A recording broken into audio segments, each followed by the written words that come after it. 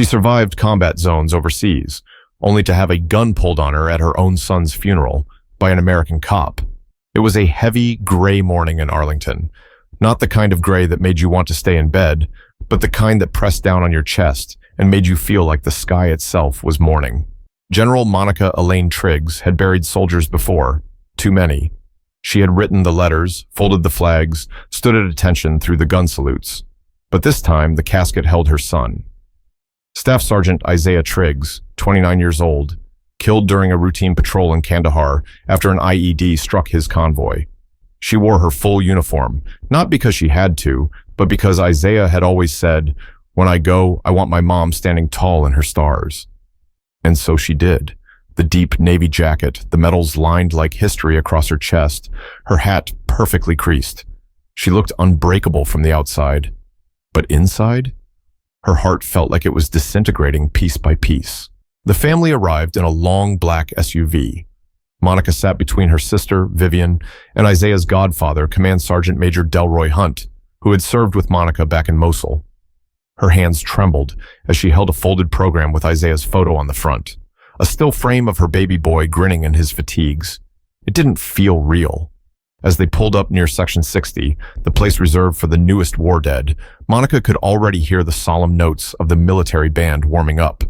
A row of soldiers stood stiff along the path, rifles angled down in front of them. It was the kind of organized pain that only the military knew how to deliver with precision.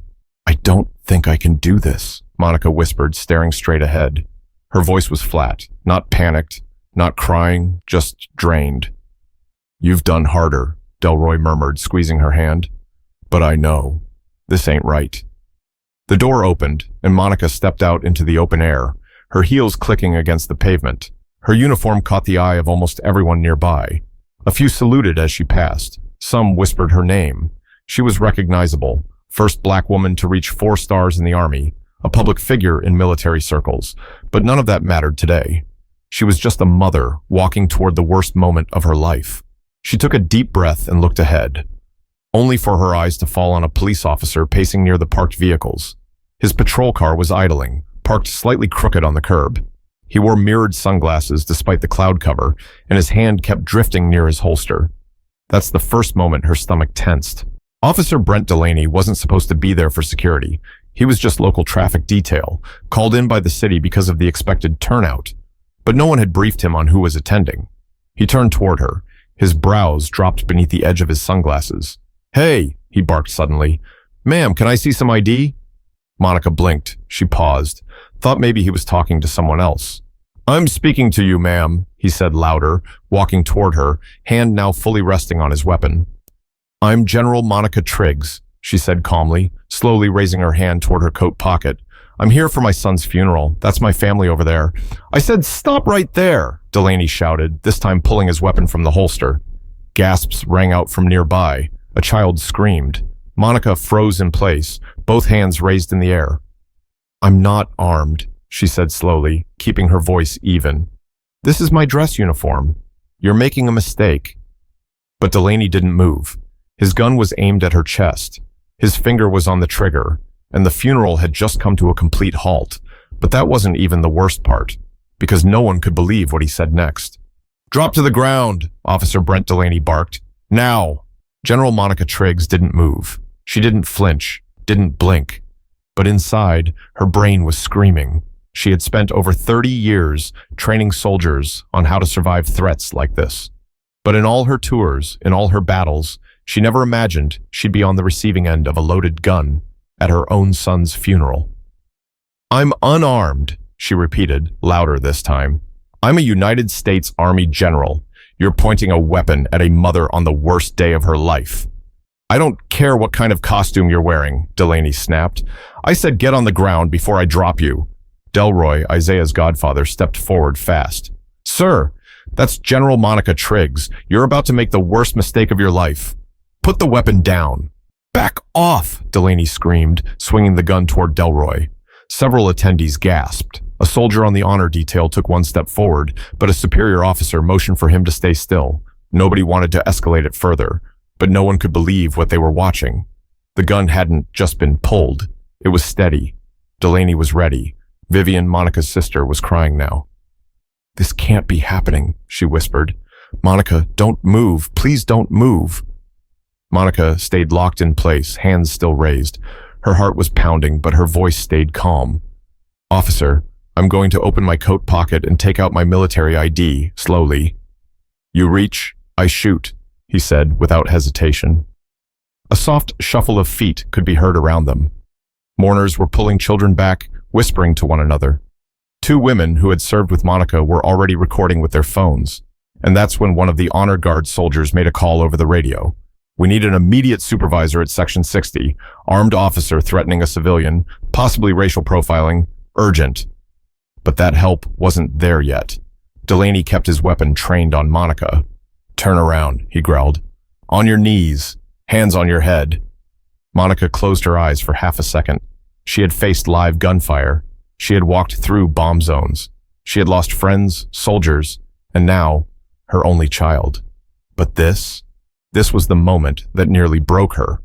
Still, she slowly lowered herself to the ground, not because she was afraid, not because she thought she was guilty, but because the last thing she wanted was for someone else to get hurt. From the crowd, an older veteran in a wheelchair shouted, "What the hell is wrong with you? That's General Triggs." Delaney didn't respond. He was locked in his own world, tunnel vision. His lip curled, his hand didn't shake. "Somebody tackle that man," someone yelled from the crowd, but Monica raised her hand just slightly, enough to signal no. She didn't want it to turn into a bloodbath. That's when a different officer came running down the road, Lieutenant Serena Keogh, who had been coordinating traffic near the entrance gate. She saw the scene from 40 yards out and sprinted full speed toward them. "Delaney, holster your weapon, now," she shouted. Delaney didn't move. "I said holster it. That's General Triggs." Keogh was almost in his face now, but he still didn't lower the gun. So Keogh shoved his arm upward with both hands and knocked the weapon clean out of his grip. It clattered onto the pavement. Delaney staggered back, confused, flustered, then reached for it again. Keogh grabbed his arm and twisted it behind his back. "You're done. You're done," she said through her teeth. Two nearby officers helped restrain him, finally dragging him off to the side. Monica was still kneeling, both hands on her head. Someone rushed to her, Sergeant Diane Knowles, who had served under Monica during a deployment in Ramadi. She helped her up gently. "Ma'am, it's okay now. We've got you." Monica stood slowly. Her knees felt like they were made of stone. She looked around at the sea of stunned faces, the silence, the tears, the children clinging to their parents, the casket still waiting to be lowered. Her son's final moment destroyed. But if she thought the worst was over, she had no idea how big this story was about to get. Phones were out. Cameras were rolling. The moment Officer Brent Delaney had pointed a gun at General Monica Triggs was already on its way to becoming national news, and it hadn't even been an hour. The funeral was supposed to start at 10 o'clock a.m. By 10:06, the cemetery was flooded with law enforcement, military personnel, and reporters rushing past security gates. But the crowd? They weren't just spectators. These were people who had come to bury a soldier, friends of Isaiah, fellow troops, families. Black, white, Latino, Asian, it didn't matter. They had seen something that didn't just break the moment. It shattered something deeper, and nobody could get the image out of their head. A mother in uniform, kneeling on the ground while a police officer aimed a loaded gun at her face. Monica was helped into a nearby tent for privacy. Her hands trembled as she tried to remove her hat. She couldn't. Not yet. Her body was stuck in survival mode. Delroy stood at her side the entire time, silent. He'd seen combat. He'd seen death. But this? He looked like he couldn't breathe. Outside the tent, Sergeant Knowles was arguing with two Arlington PD officers. He shouldn't have been out here alone. He had no idea who he was dealing with. "He wasn't assigned to inner perimeter," one officer replied defensively. "He was just backup, overflow traffic." "Well, your overflow traffic just threatened to kill a grieving mother at her own son's funeral," Knowles snapped. "You think that excuse is going to fly on national TV?" Meanwhile, Officer Delaney sat in the back of a squad car, hands cuffed in front of him. His face was blank, cold. Not once did he ask if Monica was okay. Not once did he ask if her son was really being buried that day. The only thing he kept muttering was, she wasn't acting right. She didn't look like she belonged. Back inside the tent, Monica finally broke her silence. He saw my skin before he saw my stars, she whispered. Delroy lowered his head. I survived war zones, she continued. I've walked through sandstorms, led troops into burning villages. I've been targeted by enemies overseas. And still, the only time I've ever had a gun in my face on American soil was by a cop at Isaiah's funeral. Vivian reached for her hand. He didn't break you, Monica. But Monica shook her head slowly. He didn't need to. He broke this day. This was supposed to be Isaiah's. Now it'll always be about him. Outside, people were gathering around officers.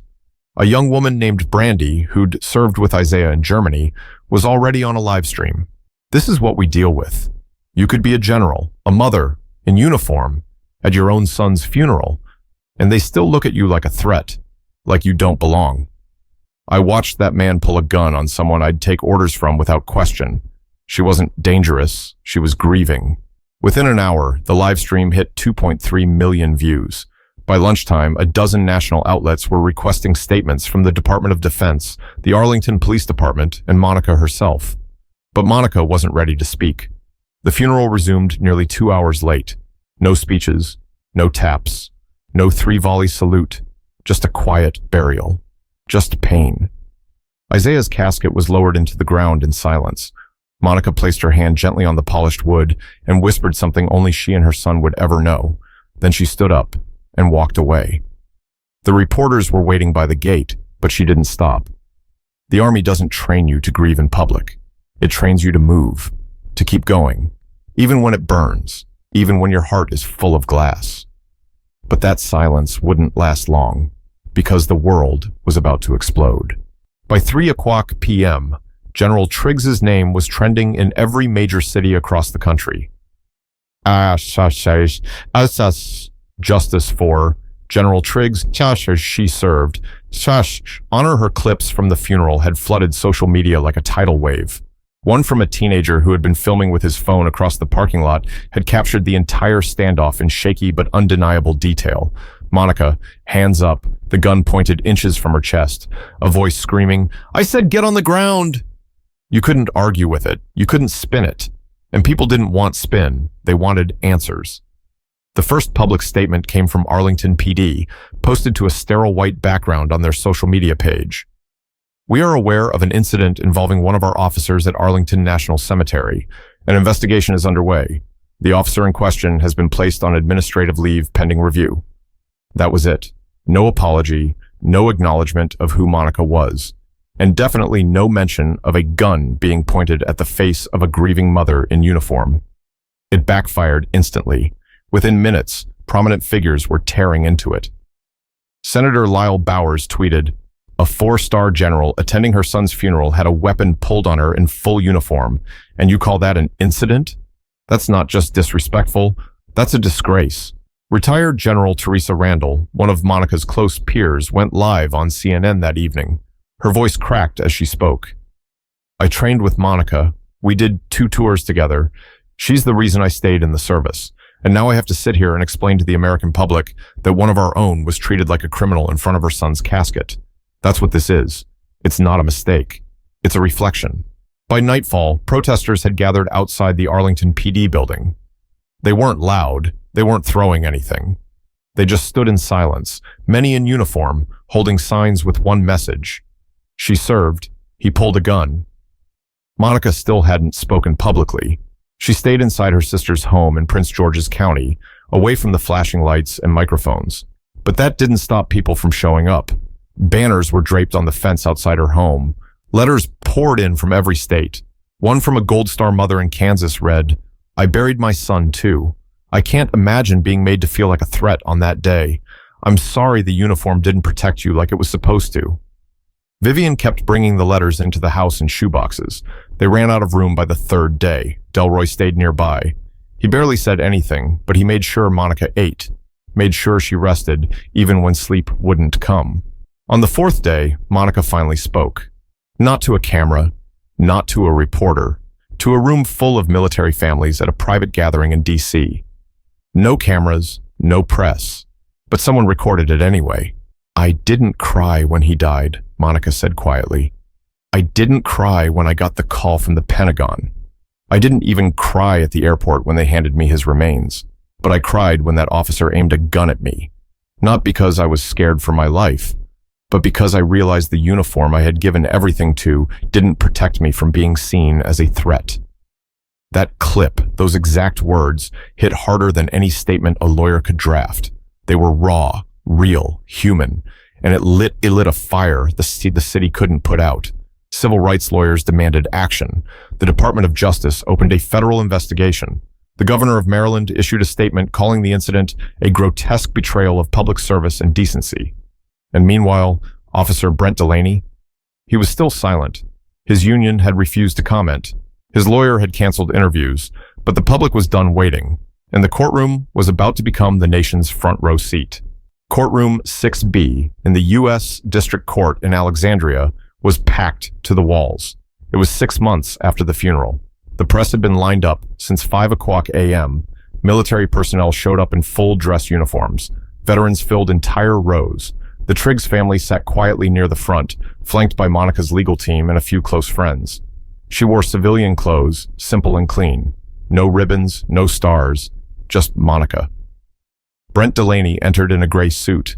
No badge, no tie, just the weight of the entire country on his shoulders. And somehow, he still didn't look sorry.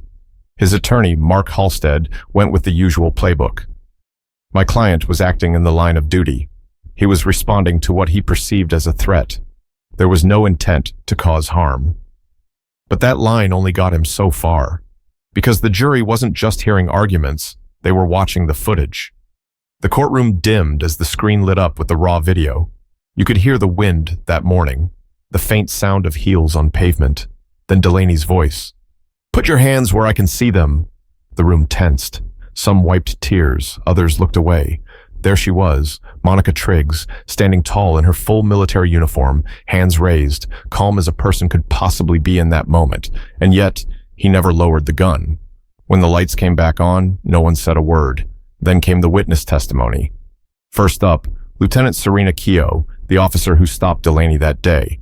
She didn't hold back. He refused to listen. Even after I identified General Triggs, he was locked in, aggressive. I had to physically knock the weapon from his hands. Delaney's attorney tried to cast doubt on her use of force. "You're saying you escalated by laying hands on a fellow officer?"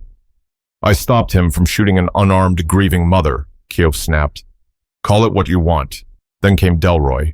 He walked slowly to the stand, paused, and spoke in a low voice that filled the room without needing a mic. "I've seen enemy fire. I've lost good men to chaos. But I've never felt more helpless than that moment watching someone point a gun at Monica. She didn't panic. She didn't shout. She stood there like the damn soldier she is. And he looked at her like she was nothing." Then came the bombshell. Internal affairs records. The prosecutor revealed that Brent Delaney had 9 previous complaints for excessive force. 3 were dismissed. 6 were inconclusive. But one was nearly identical. A black Army Reserve captain in El Paso, pulled over in uniform, forced out of his car, held at gunpoint. No charges. Just miscommunication. That's when the courtroom started to shift. Because this wasn't a one-time mistake. This was a pattern. The prosecution showed a photo of Isaiah Triggs on the screen, smiling, uniform, bronze star pinned to his chest. General Triggs came to bury her only child, the prosecutor said. She had every reason to expect honor, respect, dignity. Instead, she faced what no mother, no officer, no human being should ever face. A weapon aimed at her heart. Not for what she did, but for what he saw when he looked at her. In the gallery, people cried openly. Monica? She didn't flinch. Her hands were folded tightly in her lap. Then it was her turn to speak. She stood in front of the jury, not to rage, not to beg, but to tell the truth. "I didn't come here for revenge," she said. "I came here for accountability. I don't want to see another soldier's mother kneel in fear. I don't want another officer excused for seeing danger where there is none." She paused, locking eyes with Delaney. "I'm not a symbol. I'm a mother. And my son never got the funeral he deserved because of you." Delaney looked down. For the first time in the entire trial, he looked like he might actually feel something. The jury deliberated for 4 hours. The verdict? Guilty on all counts. Aggravated assault with a deadly weapon, civil rights violation under color of law. Abuse of authority. The judge didn't hesitate. Brent Delaney, you are hereby sentenced to life in federal prison without the possibility of parole. There was no applause, just silence. Heavy, sharp. Then the judge looked at Monica. I hope this courtroom sends a message, not just to law enforcement, but to the country. But for Monica, the real message wasn't in the verdict. It was in what she said next. After the verdict, reporters rushed to the courthouse steps. Microphones hovered like flies. The questions came rapid, sharp, and loud. General Triggs, how do you feel about the sentence? Do you believe justice was served? Will you be pressing charges against the department? Monica didn't answer at first. She stood on the steps in the cool air, surrounded by people, but feeling alone. She glanced up, gray clouds again, just like the day of the funeral, just like the moment it all started. Vivian stood beside her, Delroy too. Finally, Monica stepped forward. I didn't come here for revenge, she began. I came here so that no one would ever forget what happened when a mother in uniform was treated like a criminal for mourning her son. A hush fell over the crowd. Isaiah died believing in this country, believing in service, believing in sacrifice. What happened at his funeral was not just a mistake. It was a failure of training, a failure of judgment, a failure of heart. She took a breath, steadying herself. Let me be clear. This isn't about one bad officer. This is about the system that allowed him to keep his badge after 9 complaints. This is about the silence that follows injustice when the cameras turn off. She looked out over the sea of reporters. Her voice was even, sharp. You don't have to wear a uniform to be worthy of respect. You don't have to bury a child to deserve to grieve in peace. But if someone like me, someone with rank, with medals, with years of service, can be treated like a threat, then what does that mean for everyone else who doesn't have a uniform to shield them? She paused. This isn't just my story. This is America's mirror. And it's time we stop pretending we don't recognize the reflection. That clip was played for weeks. It aired on every major network. It was taught in classrooms. It was cited during hearings on police reform. But Monica didn't care about the spotlight. She went home. She visited Isaiah's grave quietly on a Monday morning before the gates were even open to the public. She brought 1 folding chair and 1 sunflower, his favorite flower. Not many people knew that. She sat for nearly an hour, said nothing, just listened. The wind, the rustling grass, the silence of a sun now gone. Before she left, she knelt and pressed her palm to the cool stone. Whispered again, like she had that day 6 months before. I did what I had to do. And she stood up. Not because she was healed. Not because she was whole. But because that's what strength looks like when the world is still watching. Because this story isn't just about pain. It's about standing up in the middle of it. And speaking anyway. If this story moved you, don't let it stop here. Have the conversation. Ask the hard questions. Speak up when you see something wrong, especially if no one else does. Because silence protects injustice. But truth? Truth demands to be heard.